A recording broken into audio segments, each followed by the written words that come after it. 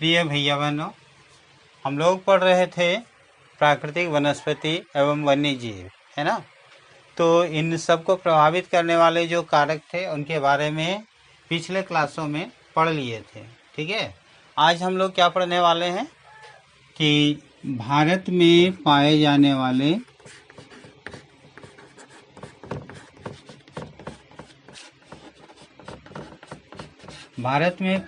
वाले वनस्पति प्रकार,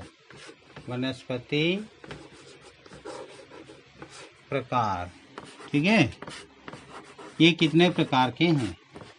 ठीक है, तो कितने प्रकार के हैं देखो यहाँ लिखा हुआ है ना। मुख्य रूप से 5 प्रकार के। कितने प्रकार के हैं? 5 प्रकार के। ठीक है, देखो यहाँ से आप लोग लिख लीजिएगा। ठीक है, पहला है पर्वतीय वन। ठीक है, दूसरा है उष्णकटिबंधीय वर्षा वन। ये पहला में है पर्वतीय वन, दूसरा में है उष्णकटिबंधीय वर्षा वन, तीसरा में है उष्णकटिबंधीय पर्णपाती वन, चौथा में है कंटीले वन और पांचवा में है मैंग्रोव वन।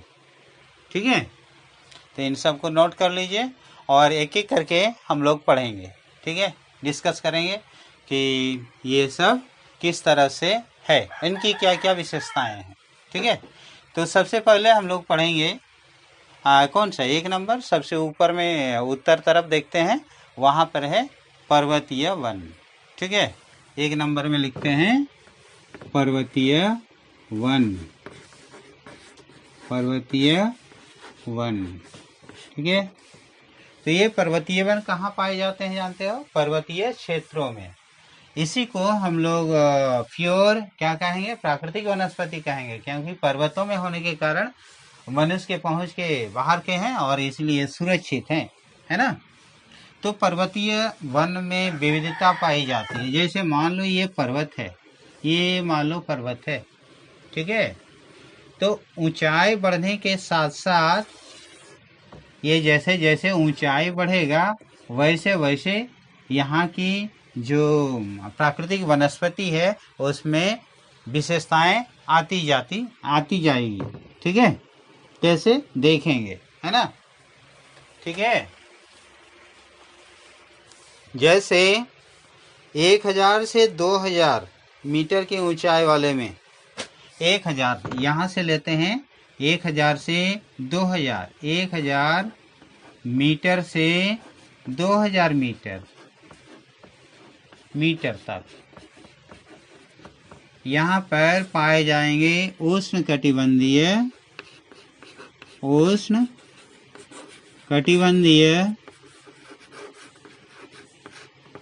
शीतोष्ण वन। ठीक है, इतनी ऊंचाई तक। ठीक है, 1000 से 2000 मीटर तक। ठीक है, उसके बाद अगर हम लोग फिर यहाँ आगे बढ़ेंगे, इससे आगे, ठीक है, इससे जब आगे बढ़ेंगे तो उष्णकटिबंधीय पर्णपाती वन नहीं मिलेंगे, गायब रहेंगे और उसके जगह पर दूसरे प्रकार के जो वनस्पति हैं वह आ जाएंगे और वह है शंकुधारी वन, है ना। यहाँ इसकी शुरुआत होती है यहाँ से 1500 मीटर से 3000 मीटर तक। यहाँ पर टैगा वनस्पति आती है। कौन सा? टैगा जिसको शंकुधारी भी कहा जाता है। टैगा या शंकुधारी वन। ठीक है, इसकी यहाँ तक मिलेंगे 3000 मीटर तक। ठीक है, और 3000 मीटर से जब हम लोग आगे बढ़ेंगे तो ये शंकुधारी वन भी नहीं मिलेंगे। ठीक है, वहाँ पर क्या मिलेंगे जानते हो? अल्पाइन वनस्पति मिलेंगे। 3000 से 3500 के बीच में यहाँ पर जब हम लोग आगे बढ़ेंगे तो अल्पाइन वनस्पति। ठीक है, कौन सी वनस्पति? अल्पाइन वनस्पति। पाए जाएंगे। ठीक है, इससे जब हम लोग आगे जाएंगे तो ये घास के मैदान, घास के मैदान, और इससे भी जब ऊपर जाएंगे, इसके भी जब ऊपर जाएंगे तो क्या मिलेगा वहां पर हिम आच्छादित, हिम आच्छादित। ठीक है, यानी कि वनस्पति नहीं मिलेंगे। ठीक है, बर्फ मिलेंगे। इतनी ऊंचाई पर जाने से वहां पर बर्फ मिलेंगे, है ना। तो इस तरह हम लोग पर्वतीय वनस्पति में देखें कितने प्रकार के हुआ। देखो, पहला है नीचे से हम लोग आते हैं, 1, फिर 2, फिर 3, फिर 4, और फिर ये 5वां। ये वनस्पति में तो नहीं आ रहा है, लेकिन है तो कुछ तरह का। ये उष्णकटिबंधीय शीतोष्ण वन इस तरह के होते हैं, है ना, ऐसे। ठीक है, लेकिन टैगा वनस्पति इस तरह के आएंगे, इस तरह का टैगा वनस्पति, है ना। अल्पाइन वनस्पति और पतले पतले हो जाएंगे, और यहाँ घास के मैदान मिलेंगे और यहाँ बर्फ मिलेंगे। ठीक है, तो इस तरह पर्वतीय वनस्पति में विविधता पाई जाती है, किसके साथ, ऊंचाई बढ़ते जाने के कारण। ठीक है, समझ गए। इसके बाद हम लोग दूसरा में आते हैं, उष्णकटिबंधीय वर्षावन। ठीक है, तो आप लोग इसको बढ़िया से बना लीजिए। ठीक है, जैसे जैसे ऊंचाई बढ़ा वैसे वैसे वनस्पति में विविधता देखने को मिली। ये पर्वतीय वनस्पति की एक विशेषता है, ऊंचाई बढ़ने के अनुसार उनकी वनस्पति में विविधता मिलना पर्वतीय वनस्पति की एक विशेषता है। ठीक है, और इसमें कौन कौन से वृक्ष पाए जाते हैं, प्रमुख वृक्ष पाए जाते हैं। देख लो, पर्वतीय भागों में आप लोग बता सकते हो कौन कौन सा। अरे क्रिसमस ट्री, आप लोग नाम सुने हैं ना, क्रिसमस ट्री। तो क्रिसमस ट्री जो है ना, वह पर्वतीय भागों का ही पेड़ है ना। और चाहे उसका नाम जो भी हो, उसी तरह सिल्वर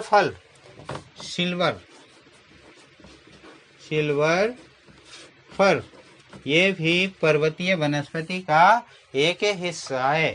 ठीक है, इसके बाद अल्पाइन वन। ठीक है, कौन आता है, अल्पाइन वन या पेड़। ठीक है, ये इस तरह के वनस्पति यहाँ पर पाए जाते हैं। ठीक है, और अगर प्रमुख जीव देखा जाए, प्रमुख जीव जंतु, तो ऊंचाई वाले प्रदेशों में किस तरह के जीव जंतु पाए जाते हैं, आपको पता है, नहीं पता है? अच्छा बताओ तो, लद्दाख क्षेत्र का जो प्रमुख जीव है उसका नाम क्या है? लद्दाख में पाए जाने वाला जो जीव है, जिससे क्या बनाया जाता है बताओ? अरे उससे ऊन प्राप्त किया जाता है, मोटा ऊन प्राप्त किया जाता है। ठीक है, नहीं बोल पाओगे, चलो हम भी नहीं बताते हैं, बता दें, चित्रा हिरन। ठीक है, चित्रा हिरन, भेड़ और नीलगाय। ठीक है, और एक चीज जो हम नहीं बता रहे हैं, जिसका ऊन प्राप्त किया जाता है, लद्दाख के क्षेत्र में फेमस जीव है, वो आप लोग लिख लीजिएगा। ठीक है, कोशिश कीजिए, वो मिल जाएगा। ठीक है, तो इतना बना लीजिए। उसके बाद फिर हम लोग आते हैं दूसरा पर, उष्णकटिबंधीय वर्षावन पर। ठीक है,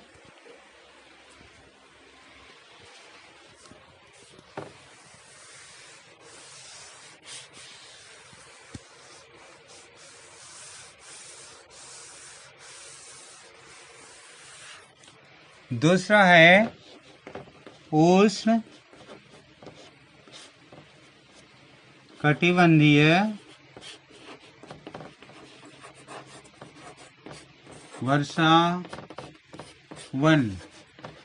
ठीक है, ये देख लो, जैसे कि नाम से ही स्पष्ट है, वर्षा वन। जहाँ वर्षा कितना होती है वहां पर जानते हो, वर्षा, वार्षिक वर्षा वहां 200 सेंटीमीटर से अधिक। जहाँ वार्षिक वर्षा 200 सेंटीमीटर से अधिक होती है वहां पर इस तरह के वनस्पति पाए जाते हैं। और तापमान भी सालों भर ऊंचा रहता है ना। तापमान सालों भर ऊंचा रहता है, ऊंचा मतलब ज्यादा रहता है। ठीक है, सालों भर ऊंचा तापमान।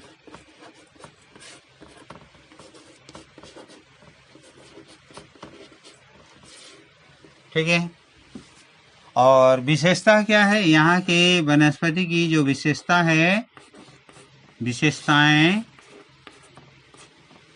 वह इनकी जो ऊंचाई है बहुत ज़्यादा है। ठीक है, 60 मीटर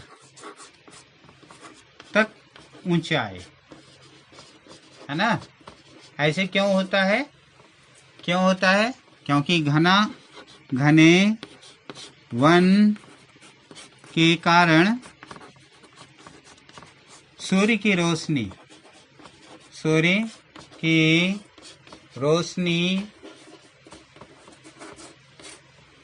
प्राप्त करने की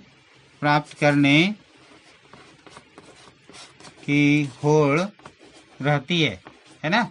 जैसे आप लोग क्लासों में रहता है ना कि फर्स्ट कैसे होंगे, एक होड़ रहता है, प्रतियोगिता रहती है कि हम फर्स्ट होंगे।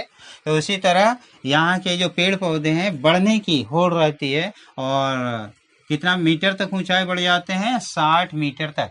ऐसा नहीं कि नीचे में पेड़ वनस्पति नहीं होते हैं। मान लो ये उष्णकटिबंधीय वर्षा वन वाला क्षेत्र है, तो ये बड़े बड़े पेड़ हैं। मान लो ये बड़े बड़े पेड़ है, तो यहाँ पर ना झाड़ियाँ भी है, यहाँ पर झाड़ियाँ हैं, यहाँ पर लताएं भी हैं जो पेड़ों से लिपटे हुए ऊंचाई की ओर जाते हैं। ठीक है, इतने घने होते हैं कि सूर्य की जो रोशनी है, सूर्य का जो प्रकाश है धरती तक पहुंच नहीं पाता है, इतने घने होते हैं।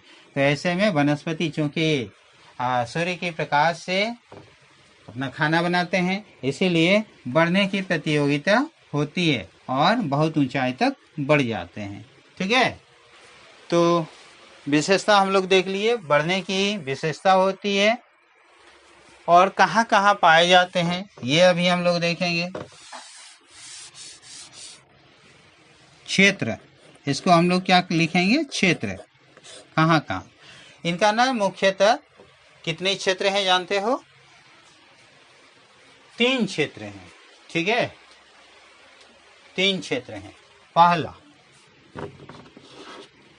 पहला जो क्षेत्र है पश्चिमी घाट पहाड़ है ना, पश्चिमी घाट पहाड़। ये पश्चिमी घाट पहाड़ का पश्चिमी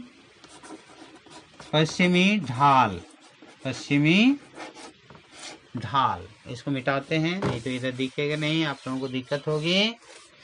पश्चिमी ढाल, तो यहाँ पर उष्णकटिबंधीय वर्षावन पाए जाते हैं। ठीक है, दूसरा अंडमान और निकोबार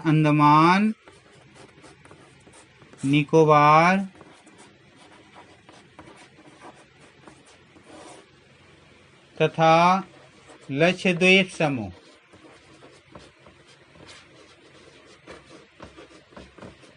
यानी कि भारत के दोनों ओर जो द्वीप समूह हैं वहां पर किस तरह के वनस्पति पाए जाते हैं? उष्णकटिबंधीय वर्षावन पाए जाते हैं। ठीक है, तीसरा जो क्षेत्र है, वह है असम तथा तमिलनाडु राज्य। ठीक है, तो इस तरह हम लोगों ने देखा कि उष्णकटिबंधीय वर्षावन हमारे देश के मुख्यतः 3 भागों में फैला हुआ है। ठीक है, पहला है पश्चिमी घाट का पश्चिमी ढाल इस भाग में, ठीक है। दूसरा है अंडमान निकोबार तथा लक्षद्वीप समूह, ये अंडमान निकोबार और यहाँ लक्षद्वीप समूह, इन दोनों भागों में भी उष्णकटिबंधीय वर्षावन पाए जाते हैं, क्योंकि यहाँ पर वर्षा 200 सेंटीमीटर से अधिक होती है। उसी तरह 200 सेंटीमीटर से अधिक वाला एक क्षेत्र और है, जिसको हम लोग कहेंगे असम तथा तमिलनाडु राज्य। असम मतलब क्या कहेंगे, खाली असम नहीं आता है, उसमें 7 राज्य आ जाते हैं। पहले असम के नाम से ही वो फेमस थे, इसीलिए यहाँ हम लोग लिख सकते हैं मेघालय, त्रिपुरा, अरुणाचल प्रदेश, सप्तबहन जिसको कहा जाता है, अरुणाचल प्रदेश, सिक्किम, और बताओ और कुछ छूट रहा है, नागालैंड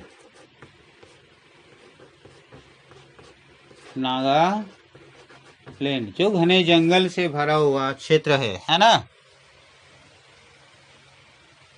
ठीक है। तो यहाँ पर क्या पाए जाते हैं, उष्णकटिबंधीय वर्षावन पाए जाते हैं। उसके साथ साथ तमिलनाडु राज्य यहाँ पर, ठीक है, इस भागों में जैसे यहाँ पर दिया हुआ है, इस संकेत से दर्शाया गया है, ये हिस्सा और यहाँ से ये वाला हिस्सा, कुछ पश्चिमी क्या कहेंगे हम लोग उसको, उड़ीसा और पश्चिम बंगाल, है ना, उड़ीसा और पश्चिम बंगाल का भी कुछ हिस्सा, उड़ीसा तथा पश्चिम बंगाल या बंगाल लिखेंगे, बंगाल का कुछ हिस्सा, कुछ भाग, तो यहाँ पर भी उष्णकटिबंधीय वर्षावन पाए जाते हैं। क्योंकि ये सदा हरे भरे दिखते हैं, है ना, इसमें पेड़ों की जो पत्तियां हैं एक साथ नहीं गिरती हैं, इसलिए सदा हरे भरे दिखते हैं, इसलिए इसका दूसरा नाम है सदाबहार वन, ठीक है, समझ में आ गया। तो यहाँ पर जो जीव जंतु पाए जाते हैं, अब पहले तो देखेंगे कि कौन कौन से पेड़ पौधे पाए जाते हैं, ठीक है। इधर मिटा देते हैं, लिख लिए होंगे आप लोग, लिखते जा रहे हैं। तो जो जीव जंतु, पहले पेड़ पौधे, प्रमुख वृक्ष लिख लेंगे, उसके बाद जीव जंतु, फिर आगे बढ़ेंगे। प्रमुख वृक्ष, आप लोग ताड़ का नाम सुने हैं, ताड़ हमारे यहाँ पाया जाता है, महोगनी, आबनूस,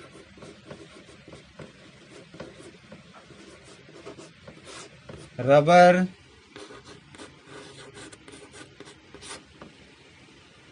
ये सब उष्णकटिबंधीय वर्षावन के पेड़ हैं, प्रमुख पेड़ हैं, ठीक है। अब प्रमुख जीव अभी पढ़ लेंगे, जान लेंगे, प्रमुख जीव इस क्षेत्र में कौन कौन से पाए जाते हैं।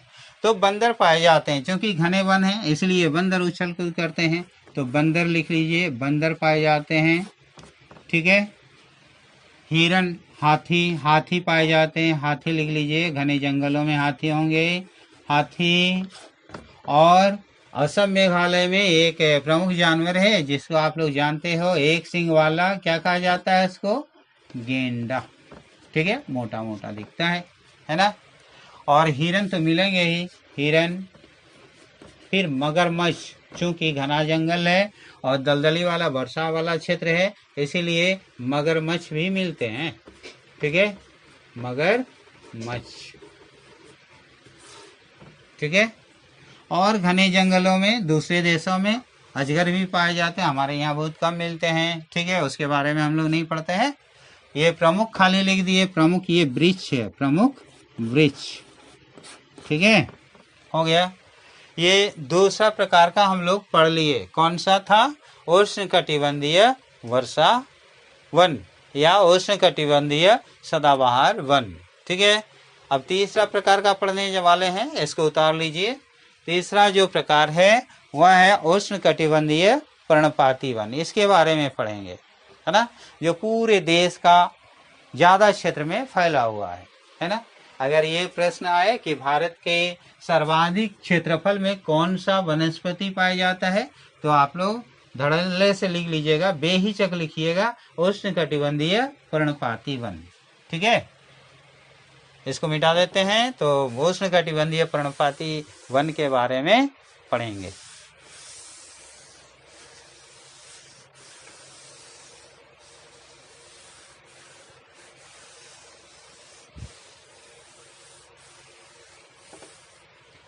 तीसरा नंबर पर है उष्ण कटिबंधीय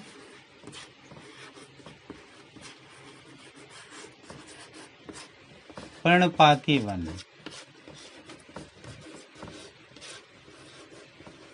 देखो, इसकी उष्ण कटिबंधीय इसमें भी था, इसमें भी है। इसमें क्या अंतर रहा है? इसमें वर्षा वन था और इसमें है पर्णपाती वन। पर्णपाती मतलब, पर्ण मतलब पत्ते और पाती मतलब गिरना, तो पत्तियां गिरते हैं। इसकी विशेषता है कि ग्रीष्म ऋतु में बाष्पीभवन से बचने के लिए, है ना, उतना नमी नहीं मिल पाती है, शुष्क ग्रीष्म ऋतु रहती है, इसलिए उससे बचने के लिए पत्तियां गिराती हैं, है ना।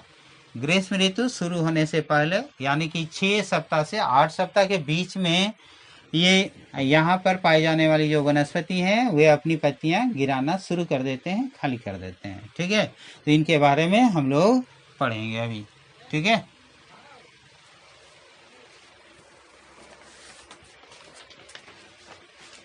तो उष्ण कटिबंधीय पर्णपाती वन कहाँ पाए जाते हैं?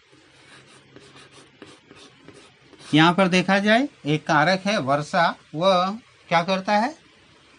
निर्धारित करता है कि वनस्पति किस तरह के होंगे। तो वर्षा जहाँ पर 70 सेंटीमीटर से 200 सेंटीमीटर के बीच होती है, तो वहाँ पर उष्ण कटिबंधीय पर्णपाती वन पाए जाते हैं। ठीक है, तापमान सामान्य रहता है। तापमान क्या रहता है? तापमान सामान्य रहता है, सामान्य, लेकिन ग्रीष्म ऋतु में ज़्यादा, लेकिन ग्रीष्म ऋतु में ज़्यादा। ठीक है, और इसी ग्रीष्म ऋतु में जब तापमान ज़्यादा हो जाता है तो बाष्पीभवन ज़्यादा होता है, इसलिए उससे अपने को अनुकूलन करने के लिए वहाँ के जो वृक्ष हैं अपनी पत्तियां गिराना शुरू कर देते हैं, और इसी के आधार पर, इसी विशेषता के आधार पर इसका नाम दिया गया है उष्ण कटिबंधीय पर्णपाती वन। समझ में आया? ठीक है, और यहाँ पर देखेंगे, क्या देखना है कि उष्ण कटिबंधीय पर्णपाती वन के जो विशेषताएं, पत्तियां गिरा देना। अब क्षेत्र कहाँ पर है ना। विशेषता हम लोग पढ़ लिए। विशेषताएं क्या पढ़े कि ग्रीष्म ऋतु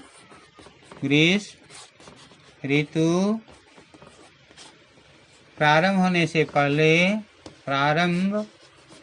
से पहले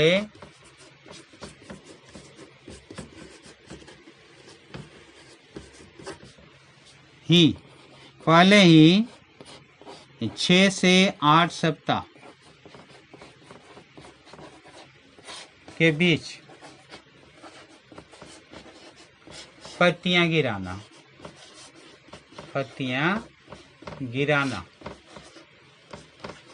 ठीक है, इसकी विशेषता है। समझ में आया?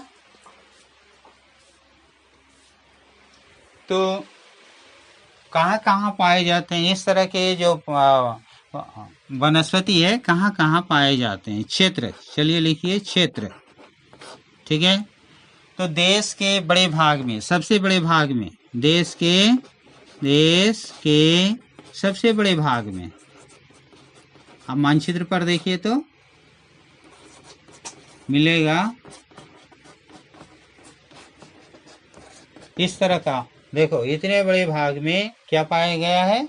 उष्ण कटिबंधीय पर्णपाती वन पाए गए। पाया गया है। ठीक है, इसमें कौन कौन सा आएगा? पूर्वी, उत्तर पूर्वी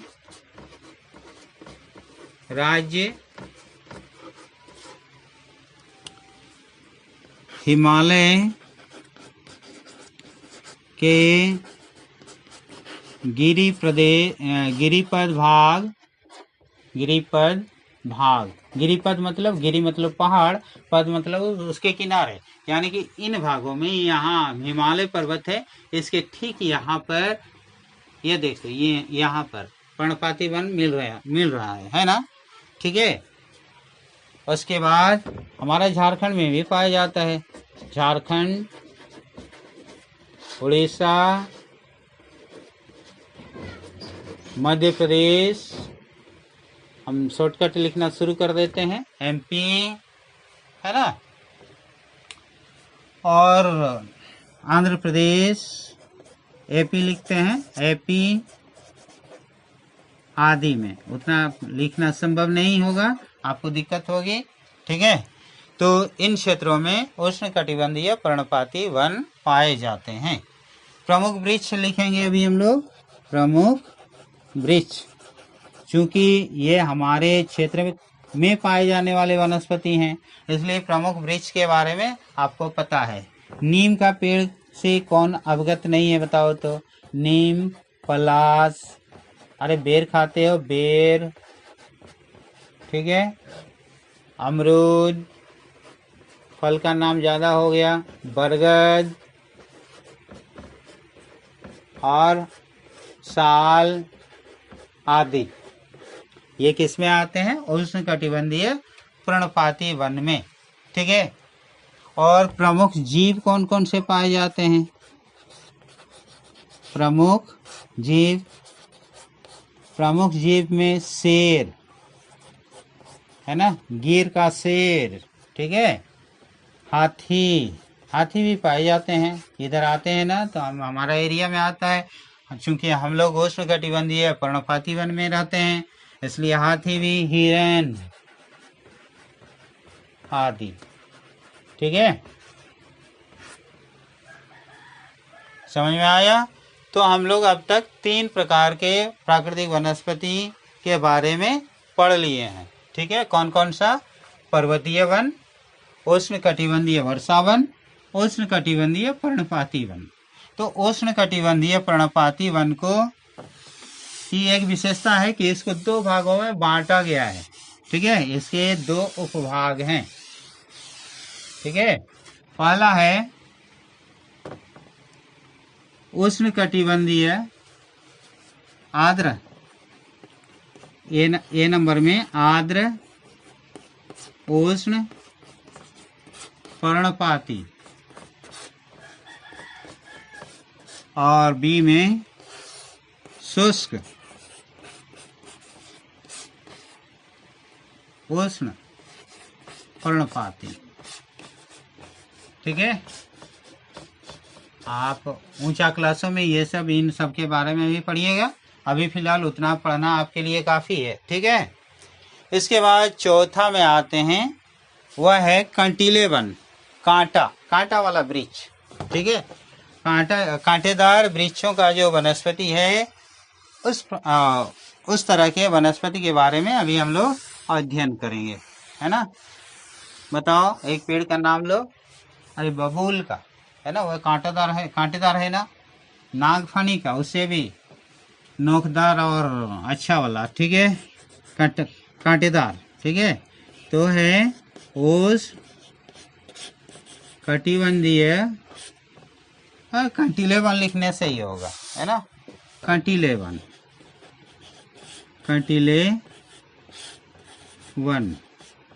तो यहाँ वर्षा कितना होना चाहिए? यहाँ वर्षा 70 सेंटीमीटर से कम में पाया जाता है।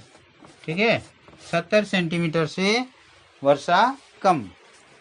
ठीक है, तो वहाँ पर ये पाए जाएंगे। तापमान ज़्यादा होता है, ठीक है, और वर्षा की कमी होती है। तो यहाँ पर जो विशेषताएं हैं, वो विशेषता में आप लोग लिखिएगा। पेड़ों की जो जड़ें हैं, पेड़ों की जो जड़ें वो बहुत ही लंबी होती हैं, है ना, लंबी, ठीक है। पत्तियां कांटेदार। खजूर का ना आप लोग देखे हैं, खजूर का पत्तियां देखे हो, आगे में कांटा नुकीला रहता है ना। तो इस तरह इनकी विशेषताएं रहती है, ठीक है। अब देखेंगे कहाँ कहाँ क्षेत्र कहाँ कहाँ पाया जाता है, ठीक है। इस तरह के वनस्पति, कंटीले वनस्पति कहाँ कहाँ पाए जाते हैं। तो पश्चिमी भारत, उत्तर तथा पश्चिमी भारत, उत्तर तथा पश्चिमी भारत, या उत्तर पश्चिमी भारत लिखने से और बढ़िया होगा, क्योंकि उत्तर लिखने से वह पर्वतीय बना जाएगा। उत्तर पश्चिमी भारत, ठीक है। इसमें कौन कौन सा आता है देख लो। राजस्थान आता है, राजस्थान, हरियाणा,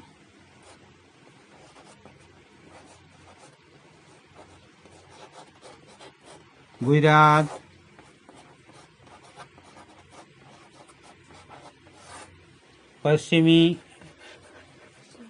पश्चिमी उत्तर प्रदेश आदि, ठीक है। ये क्षेत्र आता है। हाँ, इसका देखो यहाँ पर ये वाला एरिया में कंटीले वन पाए जाते हैं। इसका एक दूसरा भी क्षेत्र है यहाँ पर, ठीक है ना। पठारी भाग का ये पश्चिमी घाट पहाड़ के वृष्टि छाया क्षेत्र में भी इस तरह के वनस्पति पाए जाते हैं, पठारी भाग में, है ना। तो प्रादुपीय, तो यहाँ आदि नहीं लिख करके उसको आगे जोड़ लेते हैं। क्या जोड़ेंगे? प्रादुपीय पठार का वृष्टि छाया क्षेत्र, वृष्टि छाया क्षेत्र, जहाँ पर 70 सेंटीमीटर से भी वर्षा कम होती है इस भाग में। तो दो भाग हुआ, है ना। एक इधर उत्तर पश्चिमोत्तर भारत में, और दूसरा है प्रादुपीय पठार का वृष्टि छाया क्षेत्र। दो भाग हुआ, ठीक है। समझ में आ गया? ठीक है। तो इसमें कौन कौन से जो प्रमुख वृक्ष हैं वह हम लोग लिख लेंगे। इसमें प्रमुख जो वृक्ष हैं, इसका प्रमुख वृक्ष में आप लोग लिखिए बबूल, है ना। बबूल तो लिखिएगा ही, ठीक है। इसके बाद नागफणी, और क्या लिख सकते हो? खजूर, इसमें खजूर भी लिख सकते हो, है ना। तो प्रमुख जानवर जब लिखोगे तो क्या कौन कौन से आएंगे? खच्चर आएंगे, खच्चर, गधा किस्म का, है ना, एक प्रजाति है। प्रमुख जीव में खच्चर, ऊंट, सींग, चूहा, आदि, ठीक है। तो ये 4 तरह का पढ़ लिए, और बचा सिर्फ और सिर्फ एक, ठीक। और सिर्फ एक ही प्रकार का है ना। जल्दी पूरा कर लेंगे। ये चौथा तरह का हो गया। 5वां है मैंग्रोव वन, ठीक है। 5वां प्रकार है मैंग्रोव वन। इसको ना लोग सुंदरवन भी कहते हैं। और सुंदरवन ये सबसे बड़ा क्या है? डेल्टा वाला क्षेत्र है सुंदरवन, ठीक है। कहाँ? ठीक है ना, सुंदरवन, मैंग्रोव वन या सुंदरवन। ये वर्षा, तो यहाँ वर्षा की विशेषता छोड़ देते हैं। यहाँ मिट्टी की एक तरह दलदल वाला क्षेत्र रहता है, दलदली भाग रहता है, दलदली भाग, और पेड़ की जो पेड़ों में जड़ें ज़्यादा, ऊंचाई कम ऊंचाई पाए जाते हैं। ठीक है, इसके क्षेत्र यहाँ पर है, देख लो कहाँ कहाँ है। सुंदरबन का डेल्टा प्रमुख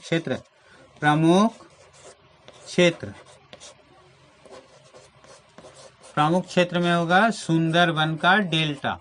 सुंदरबन का डेल्टा प्रदेश जो पूरा विश्व का सबसे बड़ा डेल्टा है, सुंदरबन का डेल्टा। यहाँ पर जहाँ पर गंगा नदी और ब्रह्मपुत्र नदी मिलती है मुहाना पर, सुंदरबन डेल्टा बनाती है। इसके साथ साथ इसी बंगाल की खाड़ी के ही भागों में गोदावरी, कृष्णा, महानदी जो डेल्टा बनाते हैं, वहाँ पर भी इस तरह के वनस्पति पाए जाते हैं।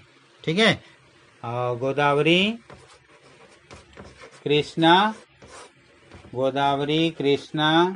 कावेरी आदि का डेल्टा भाग।